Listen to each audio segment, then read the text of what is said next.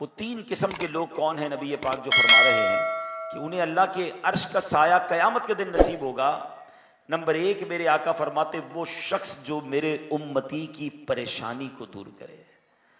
कितने खुशनसीब हैं वो लोग जो सरकार अलैहिस्सलातु वस्सलाम के उम्मती की परेशानी दूर करते हैं, मुसीबतें दूर करते हैं, टेंशन रिलीज करते हैं। उन्हें मुबारक हो कि वो इंशाअल्लाह क़यामत के दिन अल्लाह के अर्श के साए में होंगे। लेकिन इसके मुकाबले में वो सोचे जो लोगों के लिए टेंशन बन जाता है, मुश्किल खड़ी करता है, परेशान करता है, दुख देते हैं लोग। ना करें ऐसा। अल्लाह को वो बंदा बड़ा पसंद है जो लोगों के लिए आसानी करे, और अल्लाह उसे अपने अर्श का साया नसीब करेगा।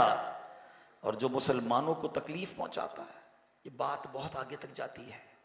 मेरे आका अलैहिस्सलाम फरमाते मन आज़ा मुस्लिमन फ़क़द आज़ानी, जिसने किसी मुसलमान को तकलीफ दी वो ऐसा है कि जैसा उसने मुझे तकलीफ दी। वमन आज़ानी फ़क़द आज़ल्लाह, और जिसने मुझे तकलीफ दी वो ऐसा है जैसा उसने अल्लाह को तकलीफ दी।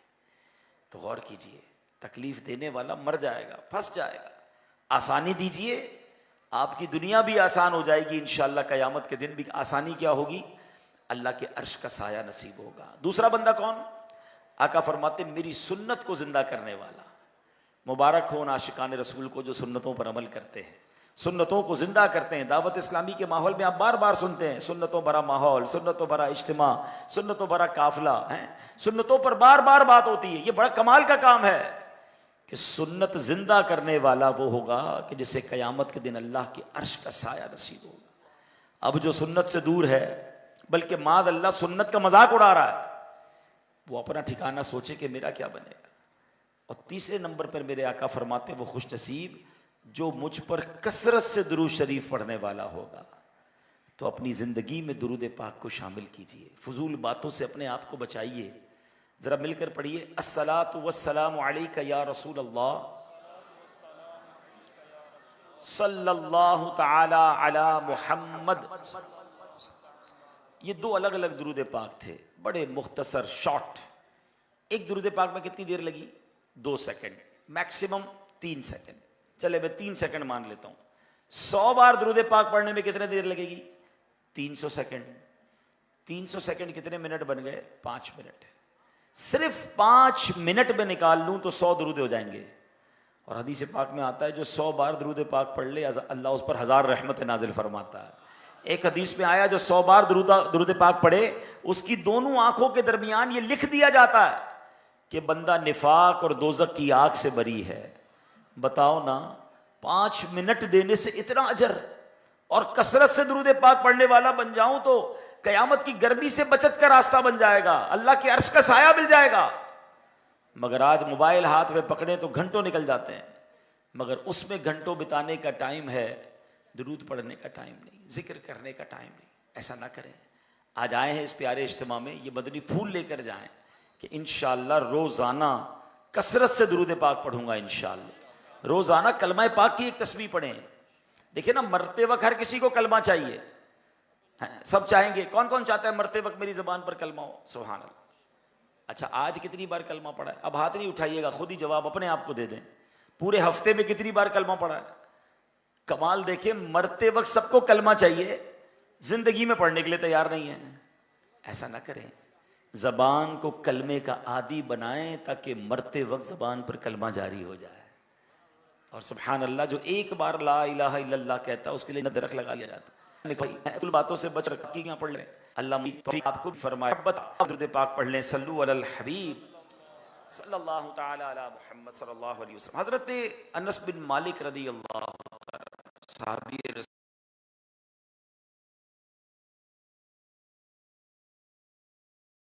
रसूल है।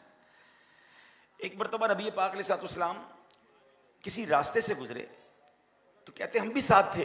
रास्ते में एक जगह हमने एक बहुत ऊंची इमारत देखी, तो नबी पाक अलैहिस्सलाम ने फरमाया ये किसकी है? तो सहाबा किराम ने कहा हुजूर ये फलां सहाबी ने बनाई है। तो प्यारे आका अलैहिस्सलाम को ये बात नागवार गुजरी, आपने पसंद नहीं फरमाया कि इतनी ऊंची इमारत उन्होंने बनाई है। ये बात उस सहाबी रसूल को पहुंची कि प्यारे आका अलैहिस्सलाम तुम्हारी बिल्डिंग के करीब से गुजरे थे और पूछा किसने बनाई, हमने आपका नाम बताया। नबी पाक के चेहरे पर तासुरात जो थे ना वो नागवारी के थे। अच्छा, मेरे आका को मेरी इमारत अच्छी नहीं लगी, पूरी इमारत गिरा दी, जमीन बोस कर दी, लेवल कर दिया। नबी पाक ने ये नहीं फरमाया कि नाजायज है, ये नहीं फरमाया गिरा दो, बस पता चला कि प्यारे आका को नागवारी गुजरी है। नबी पाक फिर उस रास्ते से गुजरे तो वो इमारत नजर नहीं आई। तो प्यारे आका ने कुछ दिनों बाद जब वो देखा कि इमारत नहीं, फरमाया क्या हुआ, वो इमारत कहां गई? कहा हुजूर, उस सहाबी ने आपकी नाराजगी के खौफ से वो इमारत गिरा दी थी, लेवल कर दिया जमीन को। तो आका ने फरमाया सुन लो, बेशक हर इमारत उसके मालिक के लिए वबाल है, अलबत्ता जो जरूरतन बनाई गई हो। मशहूर मुफस्सिर कुरान मुफ्ती हकीम उल उम्मत मुफ्ती अहमद यार खान नईमी रहमतुल्लाह तआला अलैह इस हदीस के तहत फरमाते हैं कि हदीस पाक में लफ्ज़ वबाल से मुराद अगर गुनाह है तो मतलब यह है कि हर वो इमारत जो बिला जरूरत फख्र तकब्बुर के लिए बनाई गई, ये अमल नाजायज है और फख्र तकब्बुर का हर काम हराम है। और अगर यहां लफ्ज़ वबाल से मुराद आखिरत का बोझ है तो वो हर वो इमारत जो बिला जरूरत बनाई गई, गर्ज के दुनियावी जरूरत मसलन कारोबार वगैरह के लिए इमारत बनाना तो मुबाह है, दीनी जरूरत यानी मस्जिद वगैरह के लिए इमारत बनाना ये तो जायज और सवाब का काम है, लेकिन जो नुमाइश के लिए, शो ऑफ के लिए, फख्र के लिए, प्राउड के लिए बनाई गई तो वो वबाल है। मगर इस वाक़े से एक बात सीखने को मिली कि सहाबा कराम अलैहिमुर रिदवान नबी पाक से मोहब्बत कैसी करते थे। प्यारे आका ने फरमाया नहीं इस इमारत को गिरा दो, बस चेहरे पर नागवारी के तासुरात आए तो सहाबी ने इमारत गिरा दी। इससे पता क्या चलता है कि सरकार दो आलम अलैहिस्सलातु वस्सलाम की खुशी पर अपना सब कुछ कुर्बान। हम तो नात का शेर पढ़ते हैं ना, करूं तेरे नाम पे जां फिदा, न बस एक जां दो जहां फिदा, दो जहां से भी नहीं जी भरा, करूं क्या करोड़ों जहां नहीं।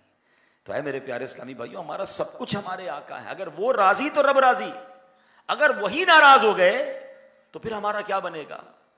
तो साहबा किराम ने तो ये प्रूफ किया कि जब पता चला कि सरकार दो आलम अलैहिस्सलाम को पसंद नहीं चाहिए।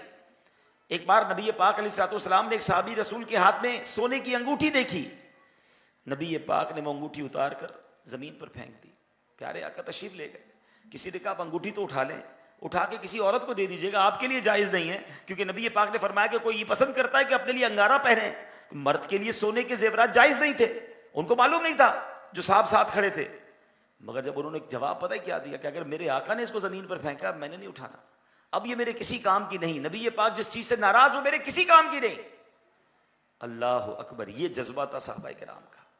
लेकिन बहुत सारी बातें मुझे और आपको पता है कि ये आका को पसंद है, ये पसंद नहीं है, मगर क्या कभी हमने अपनी जिंदगी का कोई क्राइटेरिया बनाया कि जो सरकार अलैहिस्सलाम को पसंद वो हमारी पसंद, और जिससे वो नाराज वो हम उससे दूर हो जाएं। खुदा की कसम याद रखिएगा, अगर सरकार दो आलम अलैहिस्सलाम किसी से नाराज हो गए ना तो उसका बचना कुछ नहीं है। अल्लाह भी उसी से राजी होगा जिससे हबीब पाक अलैहिस्सलाम राजी होंगे। जब तो सैयदी आला हजरत इमाम अहले सुन्नत ने एक ही शेर में जिंदगी गुजारने का फलसफा समझा दिया। आपने क्या लिखा? उन्हें जाना, उन्हें माना, ना रखा गैर से काम। यानी अगर हुजूर राजी हैं तो फिर सब कुछ ठीक है, और अगर उनको छोड़कर किसी और को राजी करने लग गया और अगर वो नाराज हो गए तो बनेगा क्या? उन्हें जाना, उन्हें माना, ना रखा गैर से काम, लिल्लाहिल हम्द में दुनिया से मुसलमान गया।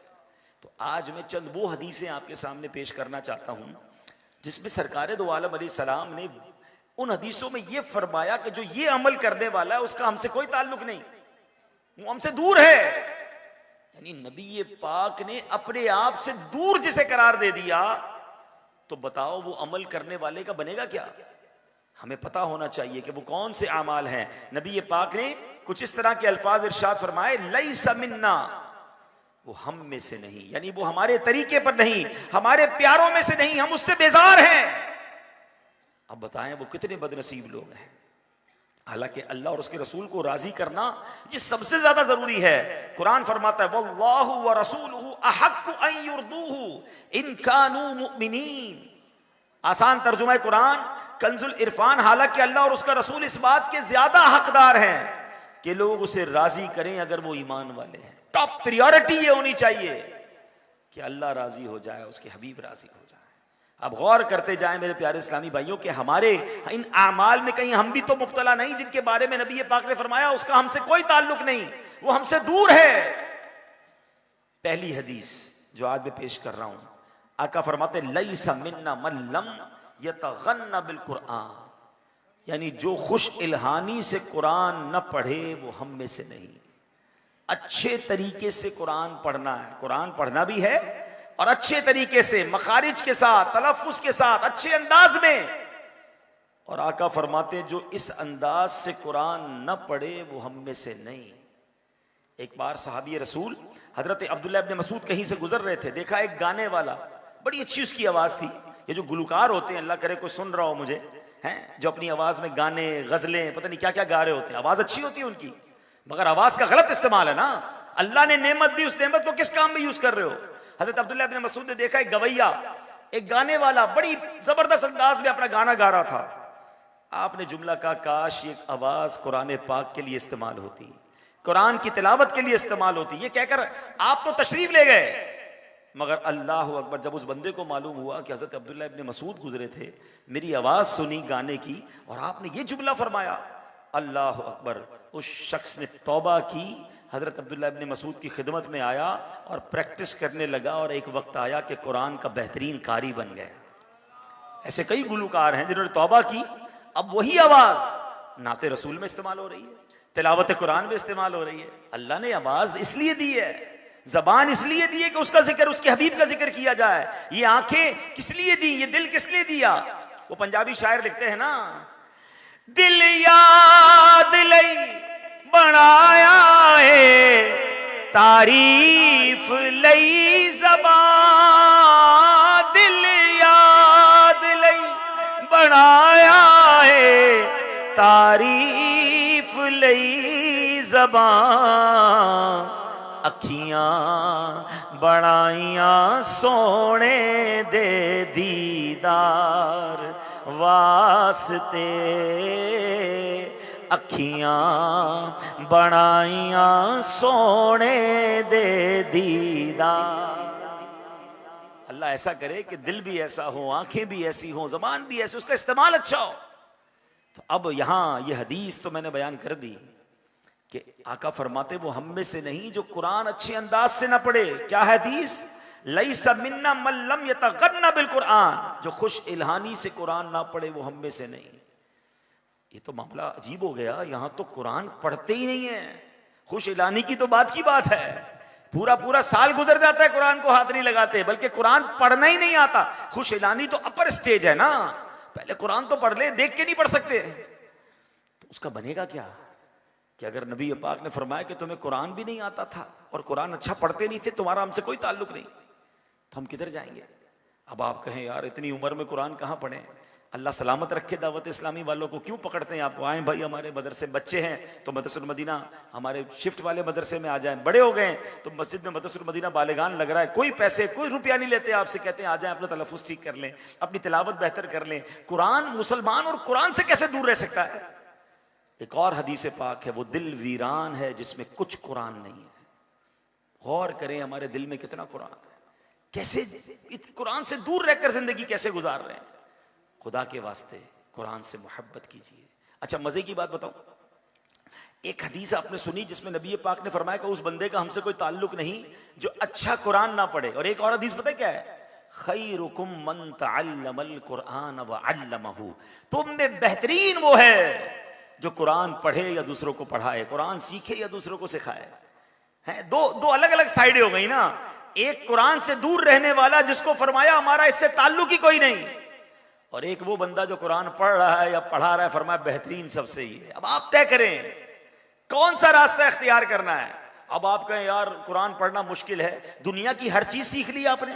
क्या मोबाइल आपको पहले ही चलाना आता था, सॉफ्टवेयर आपको पहले आते थे, वेबसाइट पहले खोलना आती थी, अकाउंट डिजिटल आपने पहले बनाना सीखा था, गाड़ी चलाना सीख ली, कई लोगों ने कंप्यूटर चलाना सीख लिया, सीखना था तो अकाउंट सीख लिया, सीखना था तो दुनिया की डिग्रियां सीख ली। अब कई लोग आर्टिफिशियल इंटेलिजेंस सीख रहे हैं, मगर नहीं सीखा तो कुरान नहीं सीखा, इस शैतान ने नहीं सीखने दिया आपको। आज रात होगी तो चाय के होटल पर बैठकर दुनिया भर की बातें कहां जंग हो रही है, कौन सा मिसाइल आ रहा है, पेट्रोल का दाम, डॉलर का दाम, सोने का दाम, जिसका कोई फायदा नहीं, उस पर दिन रात लगे हुए हैं। और जो कुरान मेरे साथ कब्र में जाएगा, और अगर कुरान नहीं तो नबी पाक फरमाते ताल्लुक नहीं, किधर जाएंगे? प्लीज आज आए हैं इस इज्तिमा में, पहला अपने लिए ये हदफ लेकर जाएं, टारगेट लेकर जाएं कि मैंने मरना नहीं है बगैर कुरान पढ़े। आज से कुरान सीखूंगा, बल्कि रोज कुछ कुरान पढ़ूंगा। और दावत इस्लामी वाले आपको मुफ्त मौका दे रहे हैं, आपकी हर मस्जिद में मदरसतुल मदीना उमूमन लग रहा होता है। जिम्मेदारान से राब्ता करें, टाइम पूछें, आइए पढ़िए कुरान, तो इंशाल्लाह। और जो लोग मसरूफ हैं, कहते हैं यार मैं देर से काम से आता हूं, तो आपके लिए फैजान ऑनलाइन एकेडमी हमने बना दी है। आप 24 घंटे में जब फारिग हैं इंटरनेट पर ऑनलाइन कुरान पढ़ लें। एक कारी साहब आपको अकेले को पढ़ाएंगे। कई ऐसे लोग हैं जिन्होंने मसरूफ जिंदगी में रहते हुए पूरा कुरान ऑनलाइन पढ़ लिया, अपने मखारिज ठीक कर लिए। कुरान तो कुरान उन्होंने पूरा दरस निज़ामी करके, ऑनलाइन दरस निज़ामी पूरा करके आलिम दीन बन गए। और हम हैं कि बहाने ही बना रहे होते हैं। अमीर अहले सुन्नत का एक जुमला बड़ा प्यारा है कि जिसको करना हो ना उसके लिए रास्ते बहुत, जिसको न करना हो उसके लिए बहाने बहुत। आपने कुरान सीखना है, रास्ते बहुत हैं। और कुरान इसलिए सीखना है कि इस कुरान को सीने में बसाकर मैंने इंशाअल्लाह कब्र में जाना है। ये कुरान मेरे लिए शफाअत करेगा, ये कुरान दुनिया भी आपकी बेहतर कर देगा और आखिरत भी बेहतर कर देगा। अगली हदीस की तरफ चलते हैं। आका अलैहिस्सलाम फरमाते फमन रग़िब अन सुन्नती फलैसा मिन्नी। आका ने फरमाया जिसने मेरी सुन्नत से बेरग़बती की वो मुझसे नहीं। सुन्नत से मुंह मोड़ने वाला हम में से नहीं, हमारा उससे कोई ताल्लुक नहीं। अब अपनी जिंदगी को चेक कीजिए, सुबह से लेकर शाम तक, रात तक, पूरे दिन में कितनी सुन्नतों पर अमल है? अब गौर कर लें। कुछ लोग आपको नजर आएंगे, सर पे इमामा है, चेहरे पे दाढ़ी है, सीधे हाथ से खाएंगे, बैठ के खाएंगे पिएंगे, सच बोलना भी सुन्नत है। सिर्फ लिबास की सुन्नतें नहीं है, वादे पूरे करना भी सुन्नत है, कर्ज वक्त पर लौटाना भी सुन्नत है, नरमी करना भी सुन्नत है, मुस्कुराना भी सुन्नत है, माँ बाप का अदब, बच्चों से प्यार, बड़ों का अदब, ये सब सुन्नत है। ये सुन्नतों पर अमल कीजिए तो फिर तो खैर है। लेकिन अगर पूरा दिन, पूरा महीना ऐसे गुजर रहा है कि सुन्नतों से दूर है, बल्कि कुछ बदकिस्मत तो ऐसे हैं कि अगर कोई सुन्नत पर अमल करे तो उसका मजाक उड़ाते हैं। सोचिए उनका बनेगा क्या। फमन रग़िब अन सुन्नती फलैसा मिन्नी। आका फरमाते ताल्लुक ही नहीं हमारा उससे। जो सुन्नत से बेरग़बती रखने वाला, सुन्नत से दूर जाने वाला। और थोड़ी आंखें खुली रखो। आजकल सोशल मीडिया पे कुछ लोग आए हैं जिन्होंने आकर ये प्लानिंग शुरू कर दी है, कहते सुन्नतें छोड़ दो, सुन्नत की क्या जरूरत है? रमजान में आपने सुना होगा तरावी सुन्नत है, पढ़ना क्यों जरूरी है? मौलाना साहब ने मुश्किल कर दिया दीन। यानी आहिस्ता आहिस्ता उम्मत के दिल में यह ख्याल डाला जा रहा है कि जो सुन्नत है उसे छोड़ दो, करने की कोई जरूरत नहीं, ताकि लोग सुन्नत से दूर होंगे तो नबी पाक की मोहब्बत से दूर हो जाएंगे। सुन्नत याद रखिए, आका की मोहब्बत का और जन्नत में जाने का रास्ता है। आका फरमाते वमन अहब्ब सुन्नती फ़क़द अहब्बनी। जिसने मेरी सुन्नत से मोहब्बत की वो ऐसा है जैसा उसने मुझसे मोहब्बत की। और फिर आगे क्या फरमाया, इनाम सुनो, वमन अहब्बनी काना माया फिल जन्ना। जिसने मुझसे मोहब्बत की वो जन्नत में मेरे साथ होगा। दोबारा दो रास्ते आ गए। अभी आपने कुरान के दो रास्ते सुने थे कि एक जगह फरमाया जो कुरान अच्छे तरीके से ना पढ़े हमारा कोई ताल्लुक नहीं। दूसरी जगह क्या फरमाया, अच्छा कुरान, जो कुरान सीखता है सिखाता है सबसे बेहतरीन वो है। अब दो रास्ते फिर आ गए आपके सामने। एक रास्ता क्या है, सुन्नत से मुंह मोड़े वो हमसे नहीं। और एक जगह फरमाया जो सुन्नत पर अमल करे वो ऐसा है कि जन्नत में मेरे साथ होगा। दो रास्ते हैं। कोरंगी में रहकर लांडी जाने का रास्ता अलग है, सदर जाने का रास्ता अलग है। सदर के रोड पर जाकर कहूं दुआ करो लांडी पहुंच जाऊं तो नहीं पहुंचोगे। जन्नत में जाने वाले रास्ते पर चलोगे तो जन्नत में जाओगे ना। सुन्नत के रास्ते पर अमल करोगे तो नबी पाक के साथ जन्नत में जाना है। सुन्नतें रोज छोड़ी जा रहे हैं और सुन्नत पर अमल करने वाले का मजाक भी उड़ा रहे हैं, तो फिर कैसे नबी पाक के साथ जन्नत मिलेगी? तो आए मेरे प्यारे इस्लामी भाई, अगेन दोबारा दावत इस्लामी के माहौल की कदर कीजिए। सुन्नतों भरा माहौल, जितनी दावत इस्लामी के माहौल में सुन्नतों पर बात होती है शायद और कहीं नहीं होती। कुछ लोग इस पर चिढ़ते भी हैं कि हर चीज में सुन्नत की बात करते हैं, हर चीज में सुन्नत। ओ भाई, मोमिन आका का उम्मती नबी पाक के तरीके की बात ना करे तो किसकी बात करेगा? कोई किसी अंग्रेज का फॉलोवर, कोई किसी फुटबॉल का फॉलोवर, कोई किसी क्रिकेटर के पीछे दीवाना, कोई अदाकार की अदाएं अदा कर रहा है। मैं गदा हूं अपने करीम का, मेरा दीन पा रहे ना नहीं। अरे उम्मती सरकार की अदा पर अदा नहीं करेगा तो किसकी अदा करेगा? तो सुन्नतों को थामना है। तीसरी तीसरी सुन्नत, तीसरी जो है वो हदीस की तरफ चलते हैं। सरकार दो आलम अलैहिस्सलाम फरमाते हैं, मन गश्श फलैसा मिन्ना, जिसने हमारे साथ धोखा किया, धोखा करने वाला हम में से नहीं। अब ये धोखा कितना आम हो गया है, थोड़े पैसों के लिए धोखा दिया जाता है, झूठ बोला जाता है कि कई कई इसमें किस्में, कोई नाप तोल में कैसा लगता है कि हर बंदा अपने हिसाब से धोखा दे रहा है। रेडी वाला नाप तोल में धोखा दे रहा है, फ्रूट खरीदो तो चुपके से 2 सड़े हुए फ्रूट डाल देगा। यानी ऐसा लगता है जिसको जहां मौका मिल रहा है वो डंडी मार रहा है, जिसको जहां मौका मिल रहा है वो हराम कमा रहा है। ये सोच नहीं रहा कि मैं अल्लाह की बारगाह में क्या जवाब दूंगा। एक रेडी वाले को किसी ने सुबह सुबह रोते हुए देखा, बस भाई क्यों रो रहे हो? कहा भाई ये 2 पेटी फ्रूट की रोज सब्जी मंडी से लाता हूं और रोज बेचकर अपने बच्चों की रोजी लेके जाता हूं। आज सुबह सब्जी मंडी गया, फ्रूट की ये 2 पेटियां लाया, मगर जैसे ही पेटियां खोली हैं तो ऊपर तो फ्रूट अच्छा है, नीचे सारा सड़ा हुआ है। अब मैं इसको कैसे बेचूंगा और आज अपने घर वालों को और बच्चों के लिए क्या लेकर जाऊंगा? अब आप सोचें कि जिसने इस गरीब आदमी के साथ धोखा किया वो अल्लाह को क्या जवाब देगा? थोड़े पैसे के लिए कोई मिलावट कर रहा है, कोई झूठ बोल रहा है, मेड इन फलां कह के मेड इन फलां बेच देता है, गलत माल अच्छा करके बेच देते हैं, कपड़ा नाकारा होता है कहते हैं बहुत अच्छा है। सेल्समैन तो अच्छा ही वो लगता है जो किसी ग्राहक को चूना लगा दे। उसको मरना नहीं है उस सेल्समैन को कि एक नौकरी के लिए अपने सेठ को राजी करने के लिए अल्लाह को नाराज कर रहा है, और वो पैसे कमा रहा है जो मर जाएंगे। दवाइयों में मिलावट ना करें ऐसा। धोखा, आका फरमाते हैं धोखा देने वाला हम में से नहीं है। अब तो मोबाइल एप्लीकेशंस ऐसी आ गई हैं जिसके जरिए धोखा दिया जाता है। अल्लाह अकबर। कुछ लोग आते हैं दुख भरी दास्तान सुनाते हैं, मेरे साथ ये हो गया, मेरा ये वाकया हो गया, बंदा उसकी मदद करता है, थोड़े दिनों बाद पता चलता है वो भी झूठ बोल रहा था। धोखा देकर भीख मांगते हैं, धोखा देकर मदद मांगते हैं, धोखा लेकर कर्ज मांगते हैं। ऐ मेरे प्यारे इस्लामी भाई, खुदा के वास्ते अपनी जिंदगी का उसूल बना ले लोग। अच्छा फिर पता है लोग क्या कहते हैं, अब जब इस तरह की हम बातें करते हैं ना, कहते हैं मैं अकेला सच बोल के क्या करूंगा, मैं अकेला हलाल कमा कर क्या करूंगा, मैं सीधी बात करता हूं मेरा माल कैसे बिकेगा, झूठ बोले बगैर मार्केट में कारोबार ही नहीं होता है, सारी मार्केट झूठ बोलती है तो मैं अपना कारोबार कैसे चलाऊंगा। यहां 2 सवाल है मेरे। जो बंदा ये कहता है कि सारे ही झूठे, सारी मार्केट मिलावट कर रही, मैं सच बोलूंगा तो मेरा काम कैसे चलेगा, मेरा उससे सवाल यह है कि फिर तुम्हारा ईमान कहां गया?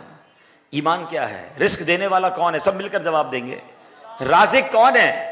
यानी मैं ये कहना चाह रहा हूं माद अल्लाह कि जब तक झूठ नहीं बोलूंगा राज़िक रिस्क नहीं देगा। ये बेवकूफी है। अरे तुम एक बार हराम छोड़ो तो सही, वो और अता फरमाएगा, वो गैब के खजानों से अता फरमाएगा। बल्कि हमने खुद देखा है, ये बैठे पुराने लोग, इनसे पूछें, मार्केट में एक दुकानदार बाज़-औक़ात होता है जो महंगा सौदा बेचता है मगर सच्चा होता है। सारी मार्केट छोड़कर लोग ग्राहक उससे महंगा सौदा खरीदते हैं कि बाकी लोग सस्ता तो दे रहे हैं मगर मिलावट है, झूठ है, ये सच्ची बात करता है, 2 पैसे ज्यादा लेता है, लोग पूरी मार्केट छोड़कर उससे खरीदते हैं। ऐसा आज भी नहीं है। सच का बोलबाला है, बस बंदे का ईमान हिल जाता है और वो जनाब झूठ और मिलावट की तरफ और शॉर्टकट की तरफ जाता है। ये शॉर्टकट नहीं है, जो आपके नसीब में है वो आपको मिलकर रहेगा। वो हलाल से भी मिलेगा मगर हलाल वाला बरकत वाला होगा, खैर वाला होगा, आफियत वाला होगा। हराम वाले पैसे तो आ जाएंगे मगर सुकून चला जाएगा, परेशानी बढ़ जाएगी। तो ऐ मेरे प्यारे इस्लामी भाइयों, किसी सूरत किसी को धोखा नहीं देना। और जो लोग ये बात करते हैं ना कि सभी तो गलत करते हैं, मेरे अकेले करने से क्या होगा, तो उनको मैं एक जवाब देता हूं कि कब्र में पूरी मार्केट के साथ जाना है या अकेले जाना है? कब्र में आपकी पता है किससे मुलाकात है? हाँ, सरकार दो आलम अलैहिस्सलाम से आपकी 1 to 1 मुलाकात होनी है, कोई और नहीं होगा। कम से कम ये तो जवाब दे सकूंगा कि या रसूल अल्लाह आपका फरमान सुना था धोखा मत देना, मैंने धोखा नहीं दिया। लोग दे रहे थे हुजूर, मैंने नहीं दिया। लोग झूठ बोलते थे, मैं झूठ नहीं बोलता था। हुजूर मैं अपने वक्त की 5 नमाजें पढ़ के आया हूं। ये दिमाग से निकाल दे कि बाकी लोग सुधर नहीं रहे, मेरे सुधरने से क्या होगा। अरे कोई ना सुधरे, मैं अकेला कब्र में जाऊंगा और मेरे हुजूर की बारगाह में मैंने हाजिरी देनी है। मुझे वहां सुरखरुई चाहिए। मेरे आका राजी हो गए तो रब राजी हो जाएगा, जन्नत मेरा ठिकाना हो जाएगी। ये क्यों कहते वो नहीं करता, वो नहीं करता, सब गलत करते हैं? नहीं, मुझे अपना जवाब देना है। और एक बात याद रखिए, फर्द से माशरा बनता है। मैं बेहतर हो जाऊं, हम सब बेहतर हो जाएं तो सब बेहतर हो जाएगा। हम कहते सब बेहतर हो फिर मैं बेहतर हूंगा, ये फार्मूला ही गलत है। अपने से स्टार्ट लीजिए, अपनी जात से बेहतरी शुरू कीजिए। कोई करे ना करे, इंशाअल्लाह हम इसको करते चले जाएंगे। तो आपने सुन लिया कि लालच और धोखा ये बर्बादी लाता है। एक वाकया किताबों में लिखा कि एक मरतबा एक शख्स को कहीं से बहुत सारा सोना मिल गया, वो तो कहा मैं तो अमीर हो गया, इतना सारा सोना। अब वो सोना संभाल कर जनाब छुपा छुपा कर सफर कर रहा था। अब रास्ते में उसको 2 शख्स मिल गए, कहा ये क्या छुपा के जा रहे हो? मैं नहीं बताऊंगा। उसको पकड़ के मारा, जब खोला तो गोल्ड निकला है। कहा अब तो इस बंदे के पास है, हम छीन लेते, इसको मार देते हैं।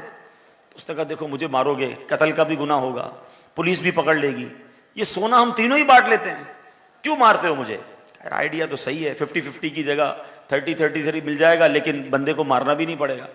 जब आपस में 33% सोना कम बांट लिया, अब भूख लगी तो कहा ऐसा करो, तीनों में से एक बंदा जाओ खाना लेकर आओ। एक बंदे को पैसे देके खाना लेने भेजा। जो खाना लेने गया उसके ऊपर फिर लालच सवार हुई कि यार मैं अगर खाने में जहर मिला दूं तो ये दोनों खाकर मर जाएंगे, मैं अकेला सोना ले जाऊंगा सारा। वो उधर ये प्लानिंग कर रहे, लालच, धोखा। इधर ये दोनों कहते हैं यार ये खाना लेने गया ना, जैसे ही खाना लेकर आएगा इसको मार देंगे, तो ये मर जाएगा, हम दोनों 50-50 बांट लेंगे। इधर इन्होंने ये प्लानिंग की, उसने खाने में जहर मिला दिया। जैसे ही वो वापस आया इन दोनों ने उसको पकड़ के मार दिया। और जब उसको मार दिया तो कहा हो गया अपना आधा आधा भाई, ठीक है अब चलो खाना खाते हैं। खाना खाया तो वो दोनों भी जहर से मर गए। थोड़े अरसे बाद कोई वहां से गुजरा, सोना भी पड़ा है और 3 लाशें भी पड़ी है। ये लालच का अंजाम है, ये दुनिया है, ये धोखे का अंजाम है। किसी का आप बिगाड़ कर अपना अच्छा नहीं कर सकते, ये हमेशा याद रखें। बल्कि सच्ची बात यह है, सारा शहर मिलकर किसी का बिगाड़ना चाहे तो नहीं बिगाड़ सकता। अल्लाह हिफाजत करने वाला हो, कोई किसी को नीचा नहीं दिखा सकता। अल्लाह बचाने वाला है। नेगेटिव ना सोचें, आप लोगों को अच्छा सोचें, दूसरों का भला सोचें, आपका भी भला हो जाएगा। तो बहरहाल धोखा देने वाला आका फरमाते हैं वो हम में से नहीं, बल्कि एक हदीस पाक में है 3 शख्स जन्नत में दाखिल नहीं होंगे, उनमें से एक धोखेबाज भी है। अगर हम में से कोई ऐसा है जो ऐसे प्लान करता है, धोखे देता है, झूठ बोलता है, बेईमानी करता है, तौबा कर ले। दुनिया तो बर्बाद होनी है, आखिरत भी बर्बाद हो जाएगी। एक और हदीस पाक जिसमें नबी पाक ने फरमाया, जो उसका हमसे ताल्लुक नहीं, मेरे आका फरमाते लैसा मिन्ना मन तशब्बह बिर्रिजाली मिनन निसाई वला मन तशब्बह बिन निसाई मिनर रिजाल। मेरे आका फरमाते जो औरत मर्दों की और जो मर्द औरतों की मुशाबहत करे, रिजेंबलेंस इख्तियार करे, वो हम में से नहीं। यानी आज हालात ऐसे ही हो गए ना, मर्द बड़े बड़े बाल रख रहे हैं, मर्द कान में जेवरात, नाक में जेवरात, अजीब अजीब हुलिये बनाए हुए मर्दों ने, कपड़े ऐसे पहनेंगे लगेगा नहीं मर्द जा रहा है औरत जा रही, चमकीले भड़कीले। अल्लाह अकबर। औरतें ऐसा लिबास कि जो मर्दाना लिबास है, औरतों का लिबास ऐसा, उनको मजा आ रहा है आज मर्द बनने में, छोटे बाल, मर्द के लिबास पहनकर बेपर्दा। खुदा के वास्ते ये ना करें। अल्लाह ने मर्द को मर्द का हुस्न दिया, औरत को औरत का अंदाज दिया। हम औरत मर्द में घुस रही है, मर्द औरत के अंदर जनाब मामलात कर रहे हैं अपने, तो ये ना करें। जो मर्द के लिए हराम है उससे मर्द बचे हैं। मर्द का हुस्न दाढ़ी में है, औरत बगैर दाढ़ी वाली होती है। हाँ, औरत को हुक्म है कि दाढ़ी निकल रहा है तो काट दो, लेकिन मर्द काट रहा है दाढ़ी। मर्द बना हुआ है औरत बनने के लिए, कभी बालियां पहन रहा है, कभी पता नहीं कड़े पहन रहे हैं, अंगूठियां पहन रहे हैं। भाई मर्द को जेवरात की इजाजत नहीं है सिवाय एक अंगूठी, वो भी तफसील है उसकी कि एक उसमें चांदी, उसमें एक जो है वो नगीना हो, 4.5 माशा से कम चांदी हो, वो एक तफसील है। मगर आजकल तो जितनी उंगलियां उससे ज्यादा अंगूठियां, एक गले में पता नहीं कितनी मालाएं, ब्रेसलेट्स, ये औरतों के काम है। तो खुदा के वास्ते अब गौर कर ले, नबी पाक ने क्या फरमाया कि मर्दाना वजा रखने वाली, मर्दाना तशब्बो रखने वाली औरतें और वो मर्द जो औरतों का अंदाज इख्तियार करते हैं, वो हम में से नहीं। 3 किस्म के शख्स जन्नत से महरूम रहेंगे। एक हदीस पाक में है कि 3 शख्स कभी जन्नत में दाखिल नहीं होंगे। नंबर 1 दयूस, नंबर 2 मर्दानी औरतें जो मर्दों वाला स्टाइल इख्तियार करती है ना, मर्दों वाले लिबास, मर्दों वाले अंदाज। नंबर 3 शराब का आदी, अल्कोहलिक। ये 3 किस्म के लोग जन्नत में दाखिल नहीं होंगे। तो खुदा के वास्ते अगर मेरा ये बयान मेरी बहनें सुन रही हैं या बाद में सुने, तो प्लीज मर्दाना वज़ा कता नहीं, अल्लाह ने आपको औरत बनाया, औरत के अंदाज में रहें, बापर्दा रहें, बाहया रहें, तो इंशाअल्लाह इसकी बरकतें मिलेंगी। अब चलते हैं एक और हदीस। आका फरमाते हैं फमन दय्या हक़ जारिही फलैसा मिन्ना, जो अपने पड़ोसी का हक जाया करे वो हम में से नहीं। आजकल पड़ोसियों से इतना प्रॉब्लम है, इतने पड़ोसी परेशान है। हमारे असलाफ वो थे कि जिनके गैर मुस्लिम पड़ोसी उनके अखलाक की वजह से मुसलमान हो जाते थे, और आज हमारा मुसलमान पड़ोसी हमसे परेशान है। गौर कीजिए, अगर मेरे और आपके पड़ोस में कोई गैर मुस्लिम रहने आ जाए तो क्या हमारे अखलाक की वजह से वो मुसलमान हो जाएगा? हमने तो नाक में दम किया हुआ था बाज़ औक़ात पड़ोसी का। ना करें ऐसा। हमारी मग़फ़िरत के लिए ज़रूरी है हमारा पड़ोसी हमसे राज़ी हो जाए। हमारे असलाफ कैसे थे? बायज़ीद बिस्तामी रहमतुल्लाहि तआला के बारे में आता है, आपके बराबर पड़ोस में गैर मुस्लिम रहता था। एक रात उसका बच्चे के रोने की आवाज़ आई। आपने अपनी ज़ौजा से कहा कि ये बच्चा क्यों रो रहा है? तो ज़ौजा कहती, हुजूर वो बच्चा जो है वो इसलिए रो रहा है कि अंधेरा है, घर में चिराग नहीं है। अब तो लाइटें होती, पहले चिराग होते थे, और बाप सफ़र पर गया हुआ, घर में कोई चिराग रोशन करने वाला नहीं है। तो हज़रत बायज़ीद बिस्तामी ने अपने घर से तेल भरवा कर चिराग उसके घर भिजवा दिया। बच्चा सुकून से सो गया। अगली रात फिर ऐसा किया। 3 रातों तक आप करते रहे। 3 रात बाद उसका शौहर आ गया, गैर मुस्लिम जो बाप था वो आ गया, और उसकी बीवी ने बताया कि 3 रातों से बच्चा सुकून से सो रहा है, क्योंकि बराबर में जो बायज़ीद बिस्तामी मुसलमानों के बड़े पेशवा रहते हैं ना, अपने घर से चिराग तेल भरकर भिजवाते रहे। पड़ोसी पता क्या कहता है? बायज़ीद के चिराग की रोशनी तो घर आ गई है, चलो चल के इस्लाम की रोशनी भी घर ले आते हैं। कलमा पढ़कर मुसलमान हो गए। आज हमारे घर के शोर की वजह से पड़ोसी नहीं सो रहा होता। किसी के घर में शादी हो जाए, लगता है उसने नीयत की होती है कि पूरे मोहल्ले को 1 हफ्ता नहीं सोने देना, पूरा महीना नहीं सोने देना। हमारे घर में शादी है भाई, आप कैसे सो सकते हैं? कमाल है यार, आप किसी के आराम को बर्बाद कर देंगे। आपको सच बात बताऊं, शादी गाने बाजे तो अलग बात, अगर कोई नात ख्वानी भी करे ना, अमीर अहले सुन्नत मदनी मुज़ाकरे में फरमाते हैं, कुरान खानी करे, नात ख्वानी करे, बल्कि सुन्नतों भरा बयान करे, दरसे कुरान करे, लेकिन अगर उसकी आवाज से किसी मुसलमान को तकलीफ हो रही है तो इस नात ख्वानी का सवाब नहीं मिलना, उल्टा बाज सूरतों में तो गुनाह मिलेगा। क्योंकि आपको ये हक थोड़ी हासिल है कि आप कहें कि जनाब, अच्छा बाज़ औक़ात इस्लाम पे जज्बाती हो जाते हैं, भाई वो गाने भी तो बजाता है, हम नात ख्वानी कर रहे हैं अपनी गली में, तो क्यों तकलीफ है? यार आप गाने वाले की मिसाल दोगे? हुकूकुल इबाद किसका नाम है? किसी के आराम में खलल डालकर नात ख्वानी क्यों करनी है? अपने कमरे में करें, किसी हॉल में जाके कर लें, किसी मस्जिद में जाके कर लें। पूरी गली को स्पीकर लगा के जगाना है और कहें मीलाद बना रहे? नहीं, ये मीलाद मनाना भी बात सूरतों में आपके लिए गुनाह का सबब बनेगा। अगर लोग परेशान है, कोई बीमार सो नहीं पा रहा, किसी को सुबह काम पे जाना है, ये नात ख्वानी की बात कर रहा हूं। तो जो गाने बजा के कर रहे होते हैं, आतिशबाजी, कभी कभी तो बाप रे बाप, रात को 3 बजे ऐसे धमाकों की आवाज आती है, बंदा समझे किसी बराबर के मुल्क की फौज ने हमला कर दिया। बाहर निकले, बंदा पता नहीं बारात आई है। यार ऐसी कैसी बारात है जो आप सबकी नींद बर्बाद कर रहे हैं? तो पड़ोसियों का हक है। पड़ोसी नाराज तो रब भी नाराज। खुदा के वास्ते पड़ोसियों का हक पहचानिए और उस पर अमल कीजिए। हदीस पाक में नबी पाक अलैहिस्सलाम की बारगाह में अर्ज किया गया, या रसूलल्लाह, एक औरत है, रात भर इबादत करती है, दिन में रोजा रखती है, बड़ी नेक है, सदका खैरात भी करती है, मगर हुजूर अपनी जबान से पड़ोसियों को तकलीफ पहुंचाती है। नबी पाक अलैहिस्सलाम ने फरमाया, ला खैर फीहा, उसमें कोई भलाई नहीं, हिया मिन अहलिन नार, वो जहन्नमियों में से है। नमाज भी, रोजे भी, सदके भी, मगर जबान से पड़ोसी नाराज, आका फरमाते हैं वो जहन्नम में है। फिर एक और औरत के बारे में बताया गया कि हुजूर फलां औरत फर्ज नमाजें पढ़ती है, नफल नमाजें नहीं पढ़ती, सदका पनीर का करती है और किसी को तकलीफ नहीं पहुंचाती। प्यारे आका ने फरमाया, हिया मिन अहलिल जन्ना, वो जन्नती औरतों में से है। तकलीफ ना पहुंचाएं, अपने पड़ोसियों को राजी रखें, वरना ऐसा ना हो कि सारी दुनिया तो राजी और पड़ोसी परेशान। अपने घर में कोई टीवी की, ऑडियो की, कुछ भी सुन रहे हैं, हराम तो सुनना नहीं, अगर कुछ और भी सुन रहे हैं, आवाज कम करें, शोर कम करें। ऊपर नीचे बिल्डिंग में घर होते हैं, ऊपर इतना शोर हो रहा होता है, नीचे वाले नहीं सो पाते। अपने घर का कचरा अपने पड़ोसी के पास जाके रख देते हैं। बल्कि तबीयत पूछें, खैर पूछें, कभी मुश्किल में हो तो उसकी मदद करें। यकीन करें, पड़ोसी से अच्छे ताल्लुकात दुनिया में भी बड़े काम आते हैं। मैं आपसे सवाल करता हूं, अगर आपके घर में कोई इमरजेंसी हो गई, अल्लाह ना करे आग लग गई, घर में कोई बीमार हो गया, कोई हार्ट अटैक हो गया, आप घर पे नहीं हैं, सबसे पहले आपकी मदद को कौन आ सकता है? आपका पड़ोसी। पहले ही आपने उसको नाराज किया हुआ है और कहता बर्बाद होने तो हो जाओ, मैं तो तंग किया हुआ इसने। नहीं, हालात अच्छे होंगे तो पड़ोसी मदद करेगा ना। तो अल्लाह करे ये बात समझ आ जाए कि मेरे आका फरमाते हैं, जो पड़ोसी का हक जाया करे वो हम में से नहीं।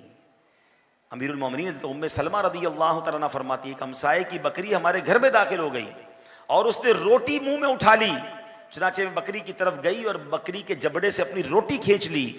तो नबी पाक ने मुझे ऐसा करते हुए देखा और फरमाया, ए उम्मे सलमा, बकरी को तकलीफ देना तुझे अमान ना देगा, क्योंकि ये भी हमसाए को तकलीफ देने से कम नहीं है।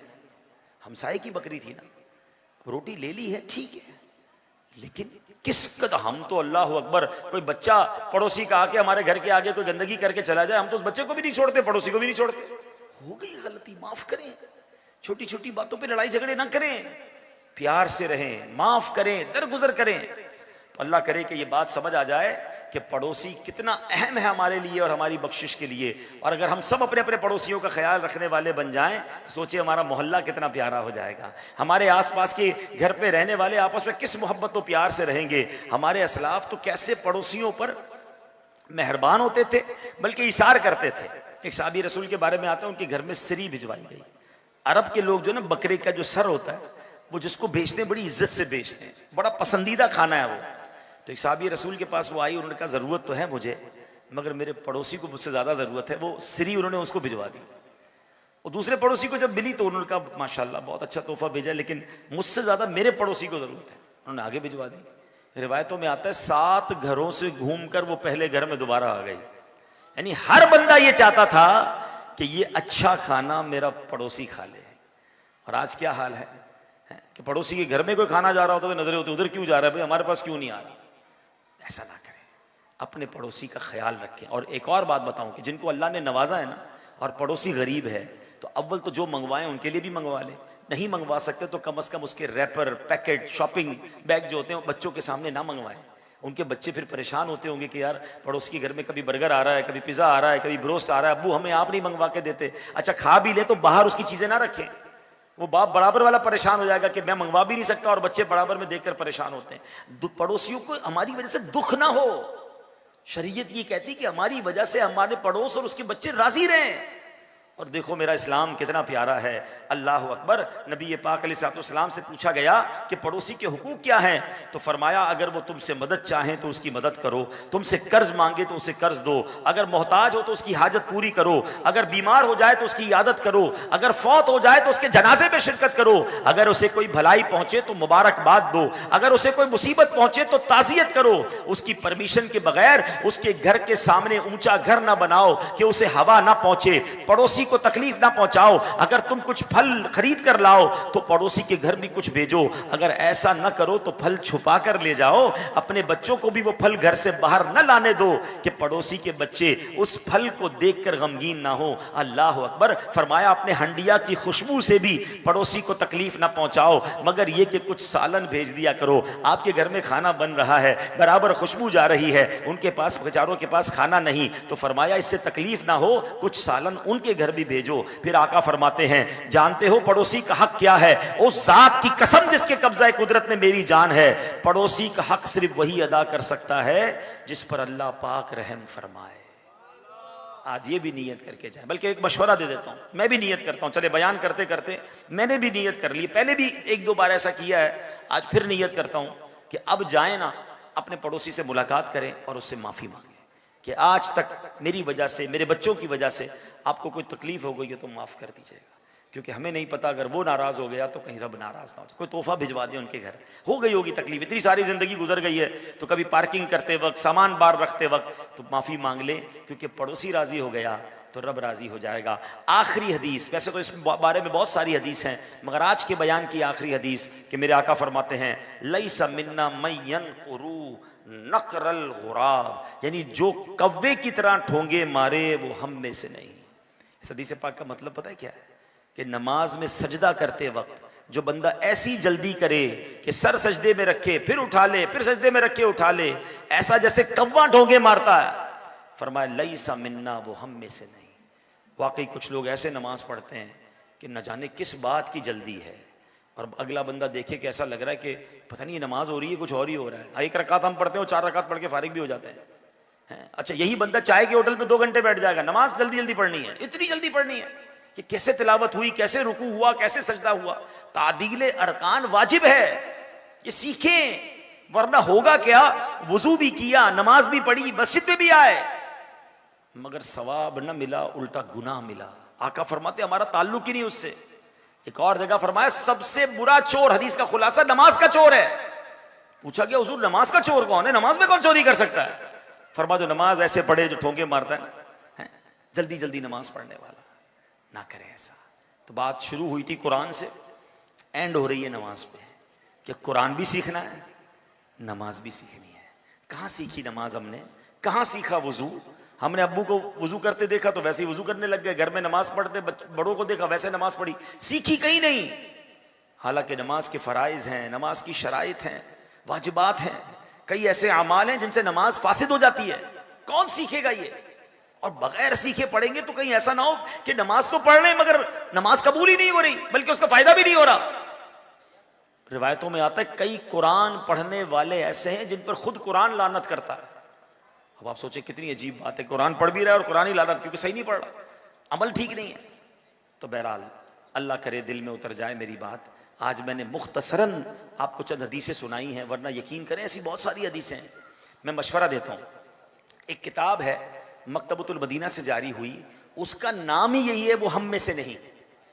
ये किताब हासिल कर लें। अच्छा, खरीदना नहीं है तो दावत-ए-इस्लामी.net से डाउनलोड कर लें फ्री। उस किताब का नाम क्या है? वो हम में से नहीं। वो सारी हदीसें उसमें लिखी गई कि जिसमें नबी पाक ने फरमाया ऐसा करने वाला हम में से नहीं।